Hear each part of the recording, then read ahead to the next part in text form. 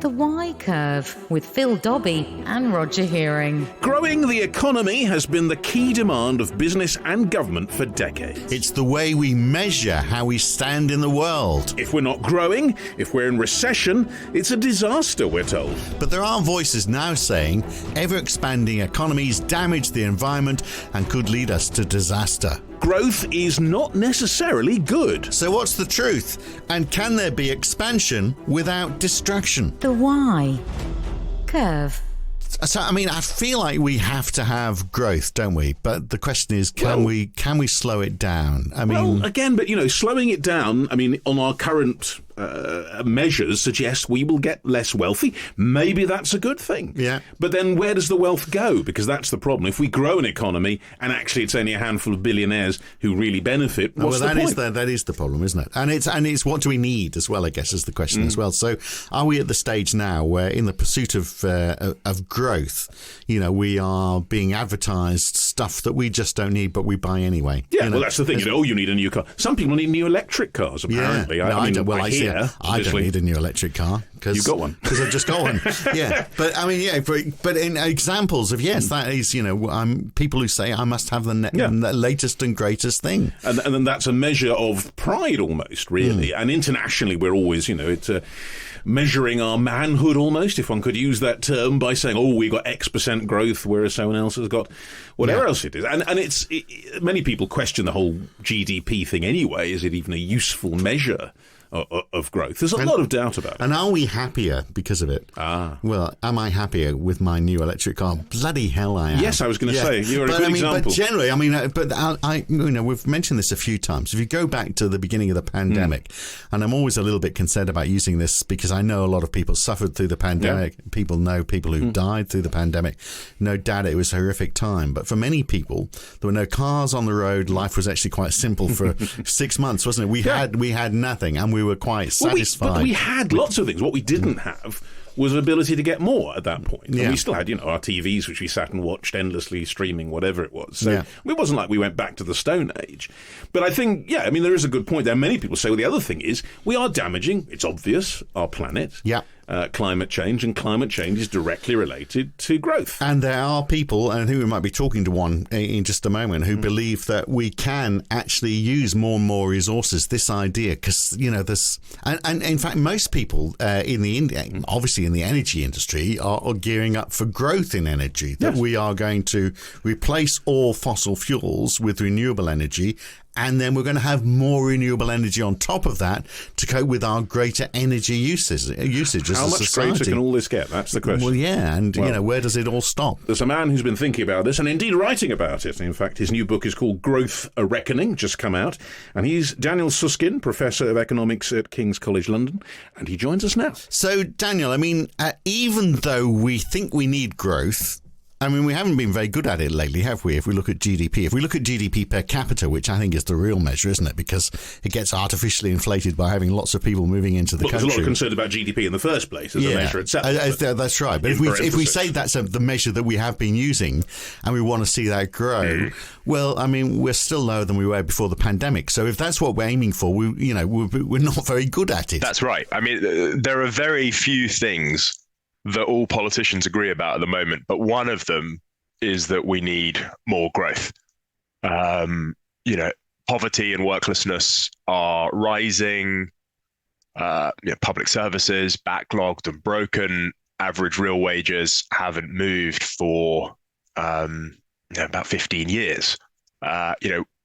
Almost all, as I said, politicians now agree that we need more growth. The challenge, exactly as you say, is how to do it. Yeah. Well, let's challenge the very basis of that, because you say everyone agrees we need more growth, but there are people who are challenging it, as you well know. David Attenborough, for example, publicly. Yep. Also, of course, Greta Thunberg, numerous environmentalists saying, actually, growth doesn't do good for the planet, which in itself is an existential issue and therefore potentially an anti-growth thing in itself, but also that it actually doesn't benefit the right people, that growth simply accentuates the divisions and the inequalities. And that's pretty undeniable, isn't it? Yeah, so I think that's exactly right. And it really gets to the heart of my new book, which is that, on the one hand, growth is associated with almost every measure of human flourishing, whether it's reducing poverty, improving educational outcomes, improving health outcomes. And so there's a sense in which, exactly as I said, we desperately want more growth, but at exactly the same time, growth is also associated with many of the greatest challenges that we face, not just climate change, which is the challenge that particularly animates the environmental movement, but also, as you say, widening inequalities in society, the creation of new technologies like AI, whose disruptive impacts on work and politics, it's not clear we can properly control, the disruptions to local places and communities, particularly the pursuit of growth through globalization. And so there's this dilemma, what I call the growth dilemma, that sits at the heart of a lot of policy today. On the one hand, we're pulled kind of violently towards pursuing more growth, but on the other hand, we desperately, it seems, want less growth as well. So is it because we're looking at what's happened in the past and we're assuming what's happened in the past will continue? Because growth has undoubtedly got us where we are today. And, in more recent times, you look at how China has lifted millions of people out of poverty through growth. But even there now, that is all slowing down. And certainly, in the West, we're not seeing growth having the profound effect that it once had.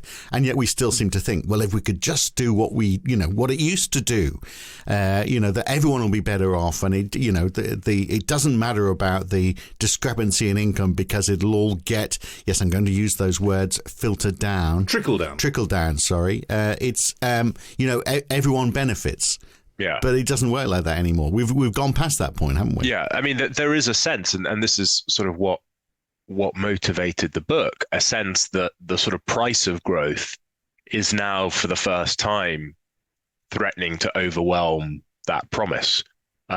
It's worth just, I thought what you said before about Greta Thunberg, Caroline Lucas, David Attenborough, I think is very important, because there is, this idea of degrowth, that the way to solve these problems isn't simply to slow down the economy or even necessarily to press pause, but to actually go into reverse, to kind of actively seek negative GDP growth.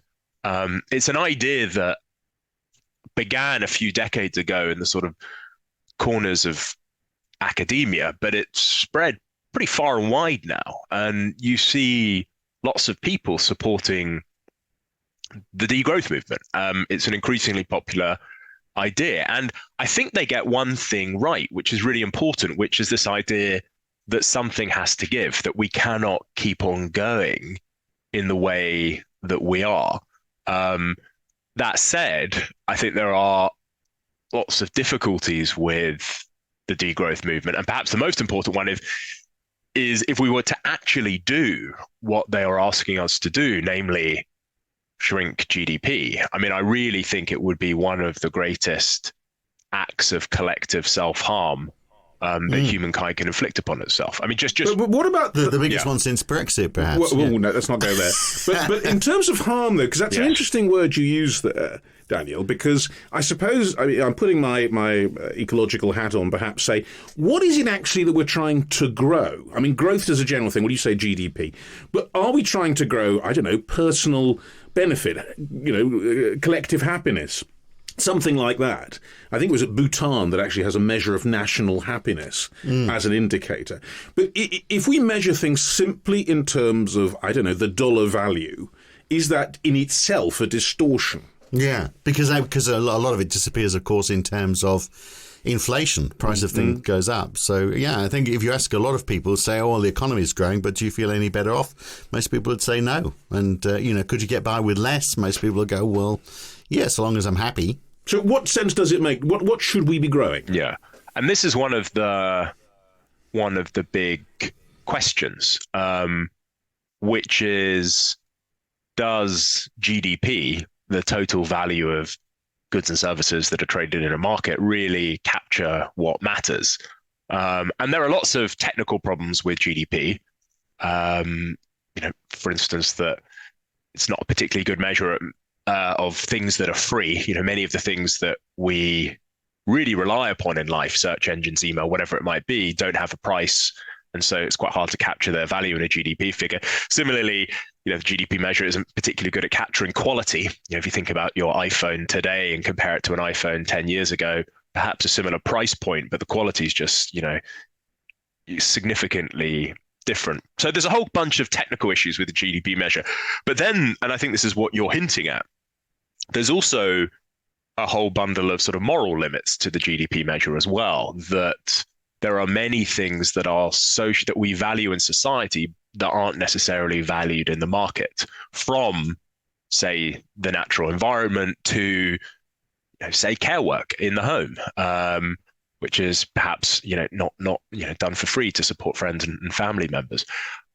One of the big arguments of the book, though, is that to see this issue around growth as an issue of measurement, and in particular an issue of mismeasurement, I think is to make a big mistake. There is a sort of movement, and it's emerged over the last few decades, that sort of believes there's a kind of more perfect measurement out there, and if we can just find out the right things to measure and measure them in the right way and bundle them all together and get some single number, well, we can chase after that number instead of GDP. And I think that is a fool's errand. I think there are lots of really serious problems with that. So what I'm trying to argue in the book is that we need to move away from thinking of this issue of growth and the tension between the promise and price of growth as a sort of, a technical problem, a problem of mismeasurement, something that can be handled by economists and technocrats, and instead to think of a lot more of these as problems of, being moral problems, political problems, ones that we need to turn to citizens to deliberate and debate and discuss and resolve. So social measures as well as, you might keep GDP, but if you imagine the Prime Minister every month, like companies have, just like a cheat sheet of these are key indicators. And, it'd be easy to understand what you put in there. Apart from, GDP, you'd want to look at the levels of poverty, the level of unemployment. You'd want to look at disposable income rather than total income, education levels. They're all the things that really matter to people, aren't they? But what matters within that? I think in your book, Dan, you talk about almost like citizen juries to decide these things within a country. Yeah. Is that right? Well, so one thing I argue for is what I call GDP minimalism, which is that we need to put GDP in its place. We need to sort of try and demote it in the hierarchy of things that we care about.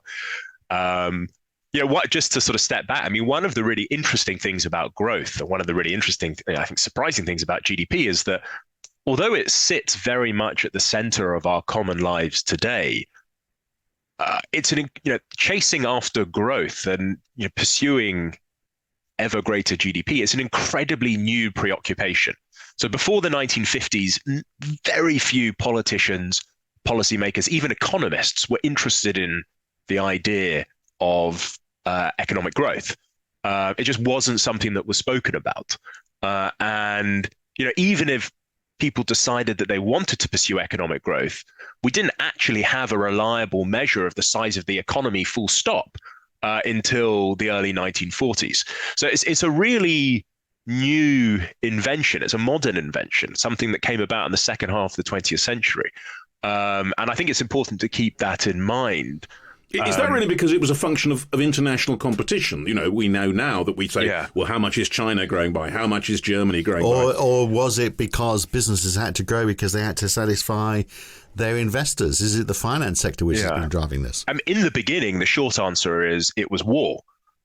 First, it was the demands of World War II. A basic question when you're waging total war is how much of the economy can you slice up and dedicate to the war effort, and how much do you need to keep back for civilian needs? And British policymakers in the 1940s were really struggling because there was no such measure available. And in fact, it was John Maynard Keynes, the great British economist, who led the work in the UK on the measure that would eventually, 50 years later, become known as GDP. So in the beginning, it was the kind of demands of war that led to the creation of the early GDP measure.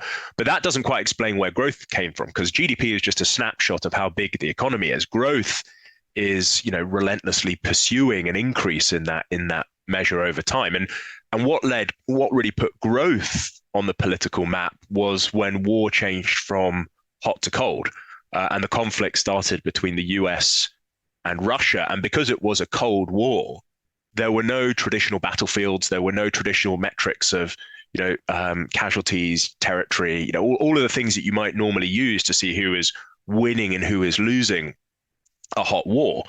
And one of the things that became a kind of proxy for who was winning was which economy was growing faster. After all, the Cold War was a battle of ideas as well, a battle between two very different conceptions of organizing economic life. Market on the one hand, the Soviet Union wouldn't really have recognized GDP anyway, would they? I mean, it was a different system. That's right. So they had and this is one of the things, they had their own unique measure of the output of the economy. But even still, the CIA during the conflict were, the numbers that they had seemed to suggest, at least in the beginning, that the US was on the back foot, that the Soviet Union was winning this economic race. And so that again gave a new sense of, urgency and priorities to the pursuit of economic growth. But what then happens is as the Cold War fades away, it turns out, and this is why we think of growth now as being such an important thing, it turns out that growth is associated with almost every measure of human flourishing, as I was saying before.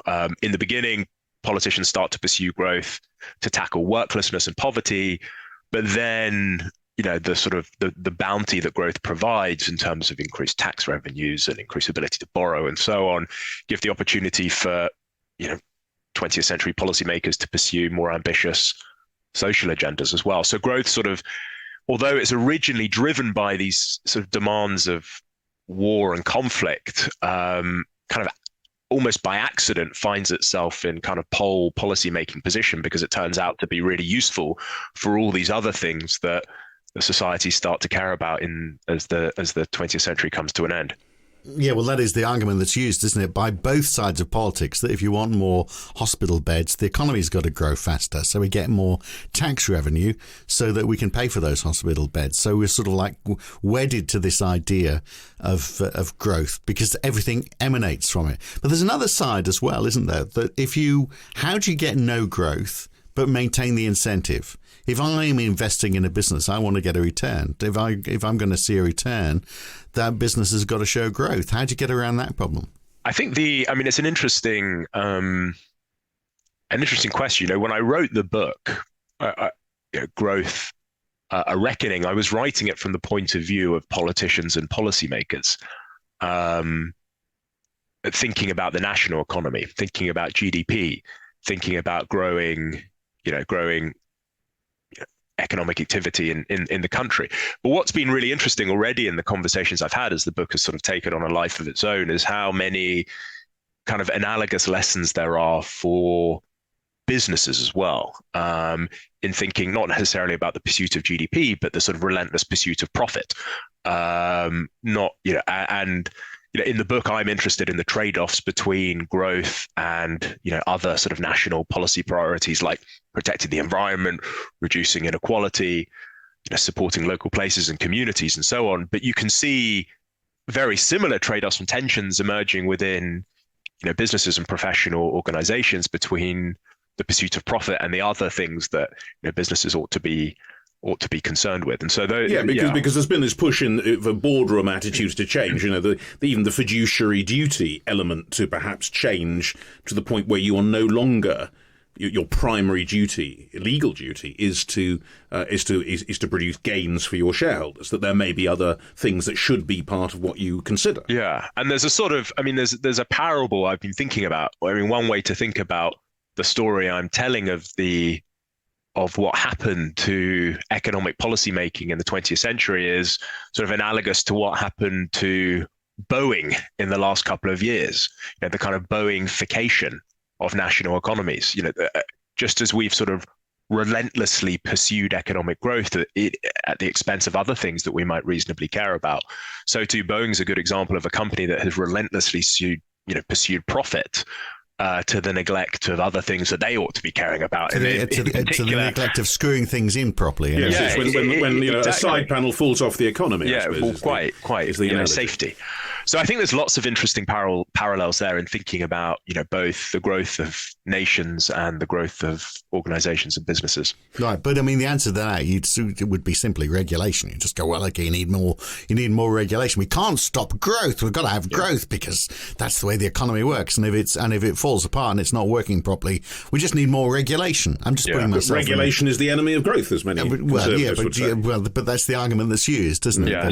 But, but I mean, how do you get, whether it's the government making the decision or whether it's business, how do you get zero growth? I'm still trying to understand how that would work in practice. I don't think we should pursue zero growth. And this is the starting point for the book, which, as I said before, if we were to actively pursue degrowth, it would be, or degrowth even of a modest kind where we just decide not to grow at all, rather than actively try and shrink. It would just be such a tragedy. Just to give you a kind of practical example, if suppose degrowth means freezing global GDP per head at its current level, that would imply either condemning 800 million people to extreme poverty. That's the number of people who are currently in extreme poverty around the world.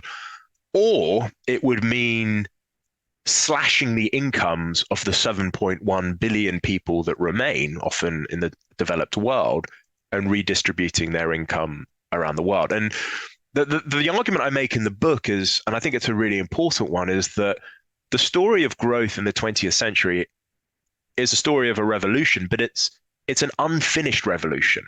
There is so much more that we have to achieve, not simply our most basic ambitions for society, from, providing everyone with a good education, good healthcare system, basic, level of sort of material comfort and so on, but even the more grand ambitions that we ought to have. And it just seems to me so unimaginative of the degrowth movement to think that our current economic lot is the sort of best that we could ever do, and that we ought to. Well, you say unfinishable. Unfinished. But isn't unfinishable the problem? That we just think we are expanding like the universe. You have the Big Bang and then it continues to expand forever. And I mean, one of the arguments about the people you're talking about now is that actually there isn't, that there's a limit because, we have one planet, we have one set of things that we can't just keep expanding forever. But you're implying we can. Yeah. But I also, in addition to that, I just wonder whether we're clutching at straws a little bit as well. So in the, 50 years ago or, 80 years ago, growth was giving us obvious things, like it was giving us cars, it was giving us washing machines and the ability to set up the welfare state. And we were getting freedom from all of that. Now we're sort of like getting, AI, I guess it's important, but it uses up a lot of... Careful there. It gives up a lot... Daniel is an AI person. I'm feeding you the line. But I mean, my point, though, there might be things that we're spending money on, which we're just spending money on for the sake of growth, because we've almost done everything. Yeah. So I let me take those points in turn. I mean, the first point I think is really very important.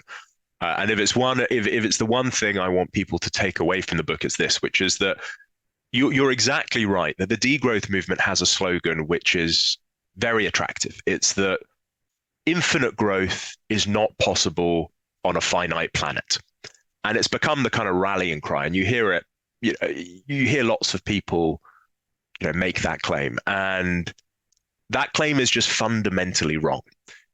We can have effectively infinite growth on a finite planet. And the reason why it's wrong is because it's based on a misunderstanding, a misconception about how growth actually works, about the economics of growth. It is based on a view of the economy that what matters is the material world, the things that we can see and touch. And you can understand where this disposition comes from, because when the founding fathers of economics were writing about, economics, people like Mill, Smith, Marx, Ricardo, the stuff that mattered for economists was the stuff in the material world. There were only so many acres of land that could be farmed on only so many acres of land that could be farmed, only so many factories that could build, and so on. And so there weren't many people giving yoga classes. Obviously, if growth simply comes from using more and more finite resources, then there are limits. Then it's absolutely right that there is only so much we can do with our there's only so many finite resources to be used. But the key point is that growth does not come from using ever more finite resources. What it comes from is coming up with new ideas for using those finite resources in ever more productive ways. And the key point is that whereas the sort of world of finite materials might be limited, the world of possible ideas, the universe of possible ideas for combining those resources is infinite. Effectively. Right. So let me just give one example, just because I want to really hammer this point home for listeners, because I think it's so important. Imagine you've got a kitchen larder with 300 ingredients in it. So it's a well-stocked larder. Okay, that is a finite set of resources. But the number of possible recipes, the number of possible ways you can combine those resources, there are more possible recipes than there are atoms in the universe, even if you've only got 300 ingredients. And growth comes from discovering those ideas about how we combine our finite resources, not simply from using up those finite resources. And I think this is really important for understanding why it is that the sorts of constraints on growth that many people are appealing to in making arguments that we ought to slow down are misguided. So you're saying we need to find ways, and we will find ways of making use of our resources better, more effective, and that's where we're going to go more productively. I mean, another word for what I'm describing is technological progress. Discovering ideas for making more productive use of our resources is technological progress. So I thought you were going to talk about the growth in the services sector, which is why I made the point. Well, that's yoga studios and the like. But that is another area of but it does sound growth, it does sound like perhaps irrational optimism in a way, Daniel, because you're saying yes, it's like people talk about the energy push. Oh, it'll be fine. We'll find a way to produce almost infinite energy. Yes. Well, it's good to hope that, but I mean, there was a line in your book where you were talking about predictions of progress and saying they're actually not that reliable. You can't know what's coming around the corner. Yeah, and in the meantime, so artificial intelligence is using up masses of server capacity, and maybe it'll find ways that you can come up with those infinite number of recipes from the 500 things in your larder, or whatever use you want to make to it. But it is using more and more energy in the process. So what we're actually saying is, we believe that we can replace all the fossil fuel energy that we're using now, plus more to cope with the growth that we're going to have, and some of those are going to be quite energy intensive resources that we're using. So I think that's so. The starting point of the book is that I think degrowth is a non-starter. And what they get right is that something has to give. What they get wrong is that we cannot grow far more. And so the first stage in the book is, okay, so if we want to pursue more growth, how do we go about doing it? Recognizing that growth comes from this process of discovering new ideas about the world and the technological progress that it creates. But what you're saying is exactly right. And this is another, big argument of the book, which is that if we were to simply plow on and pursue more growth alone, we would be, in a way, committing exactly the same mistake as the degrowthers, albeit in the opposite direction. Paying too much attention to the benefits of growth and ignoring the costs, whereas the degrowthers just focus on the costs and ignore the benefits. And the beneficiaries of that growth, by the way, will be the technologists. There'll be an ever dwindling number of people on the planet who are actually benefiting from that growth. So that is, I think, a really important dimension of the price of growth. I think you're right, which is that we collectively become more prosperous, but at the same time, that prosperity is divided out in increasingly unequal ways. But let me just say, so the first part is how do we get more growth? But then I think that the second part, which is really important, is how do we change the nature of that growth? How do we change our direction of economic travel in such a way that we can develop technologies that promote growth, but don't also harm the other things that we care about? And I actually think the best example of this in practice in recent years is, in fact, the environmental story. If you go back to 2007 and read the Stern Review, which was the first kind of report of its kind into the economics of climate change written by Sir Nicholas Stern, one of the core conclusions of that report was that to reduce emissions by 80% would cost 1% of GDP a year. In other words, we'd have to pay a price in terms of growth to meet our emissions target. Lord Stern came out the next year and published a piece in the Guardian saying, no, I got it wrong. Climate change is even worse than that. It's going to cost us 2% of GDP per year. But what's fascinating is that if you look at the sort of expert analysis that's been done in recent years, the suggestion is that to reduce emissions completely, so not simply to reduce them by 80%, but to eliminate emissions would cost just 0.5% of GDP. In other words, we have to pay a far smaller price than was imagined 20 years ago or 15 years ago to meet the challenge of climate change. Now, why did that happen? Because our technology is better. It's not it's not simply that it's better, it's that it's different. It's that 15 years of you were talking about regulation before. It's true, rules and regulation, changes in taxes and subsidies, and changes in social norms as well, have created a really strong incentive in society that simply didn't exist before to develop technologies that not only promote growth, but do so in a way that don't produce emissions. And I think solar energy is the best example of this, really.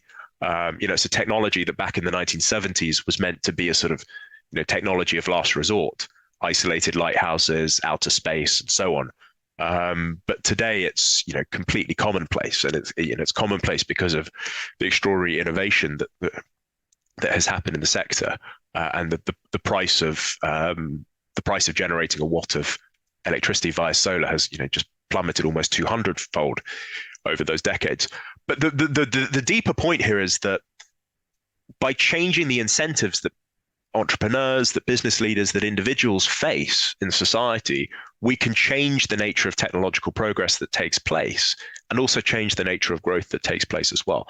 And so that's what you're saying. Growth can be put in a way that is, you're adjusting your objects, you're adjusting the technology, you're adjusting our expectations, but it's still growth. That's right. So the aspiration is that we can grow, but not damage these other things that we care about and these other things that we value. But I still wonder whether that investment is going to happen and the reward is going to go to a small select group of people. And if it doesn't go to that small select group of people, then the rate of progress is going to be so much slower. And I see that as being a problem. Let's give you an example. So say you have lithium that you can use for making batteries, and that could be used to enable people in the UK, for example, to drive twice as far very cheaply.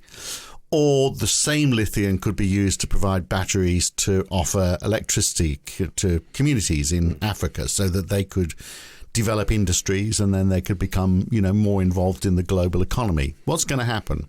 It's going to go to the UK, isn't it? Because we've got the money to pay for it. And so is that the best allocation of resources? It's the operation of markets that dictates that. Yeah, well, it is, but it's the allocation of resources that is, it's not the best outcome for the planet as a whole, is it? And you're getting at something deep there, which is that the incentives that people face in a free market might lead to sort of efficient outcomes, but they don't necessarily lead to fair outcomes. And one way to think about the book efficiently is wrong. One way to efficiently unfair, yeah. And one way to think about what I'm arguing for is that we have this extraordinarily powerful tool at our disposal, the market, and we ought to be confident in stepping in to change the incentives that people face, so that we pursue things not only efficiently, but we also pursue the ends that we kind of collectively think are the things that we ought to be doing as a society. So do we even agree collectively about that? So yeah, because do you think this will just happen automatically, or is it government policy? How do we get there? No, I don't think it does happen automatically. So I think that, the first stage is that we ought to pursue more growth.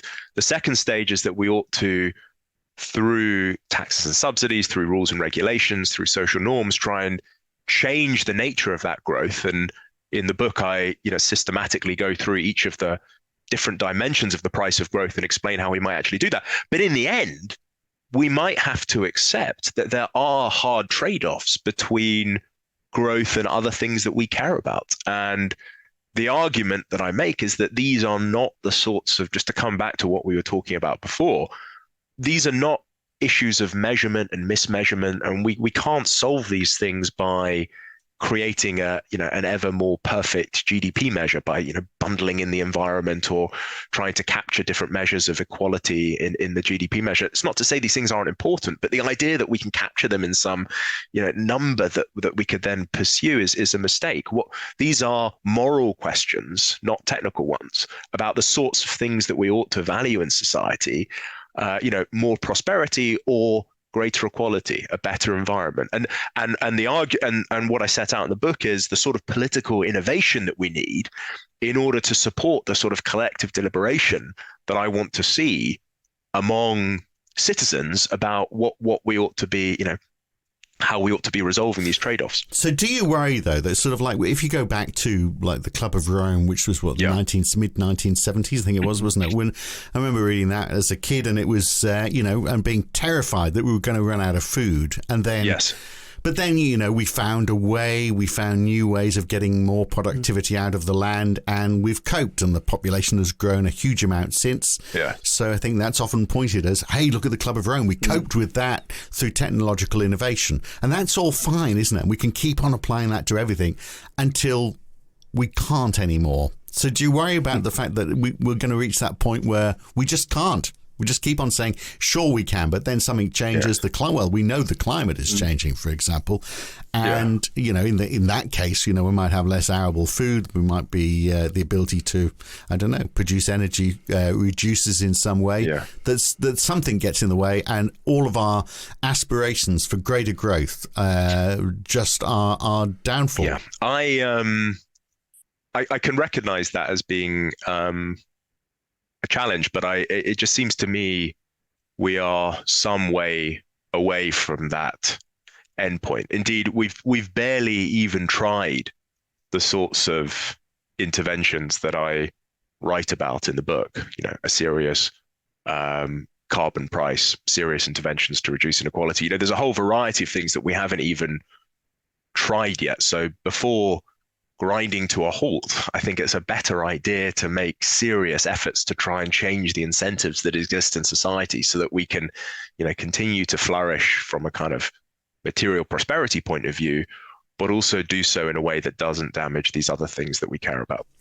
It's very complex, isn't it? For those people who've been thinking, I'm going to listen to this podcast for half an hour, then therefore I won't need to read the book. I feel like we've only we've scratched the surface, so you're going to have to go out and buy Daniel, the book. thank you so much. Not at all. Such a pleasure. I really enjoyed that. Terrific tour d'horizon, really, of all the things involved in that, and fascinating it is. Thank you for being with us. Yeah, thank you so much for having me. Well, one thing that is growing quite a lot is arms sales, of course, at the moment, because war is in the air. In fact, war is literally in the air, or has been, in the Middle East. Yeah, I mean, that's. We might be in that situation, mightn't we, where we get out of a downturn in the economy with an increase in armaments. Yes, it's been there before. But we also know how it affects oil sales, of course, whenever anything happens in there. But anyway, it has been a crazy time recently, well, since October the 7th, really, in that part of the world, and in a conflict that seems to be threatening to expand way beyond even that. Well, all these stories about, is Netanyahu going to take out nuclear facilities in